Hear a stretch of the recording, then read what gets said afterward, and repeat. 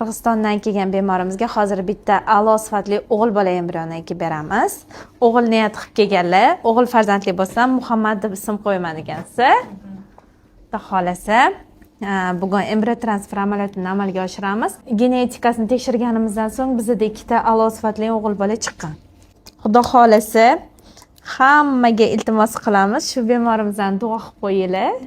Что bo'ladi ham, xudo xolasa, Alloh biliga ham shirin o'g'il bola farzand bersin. Hamma bizdan so'raydi, o'g'il bola embrion qanaqa bo'ladi deb, mana bunaqa asal bo'ladi. Rahmat. Biza, xudo xolasa, kateter ichida bizani o'g'il bola embrionimiz. Bismillahirrohmanirrohim.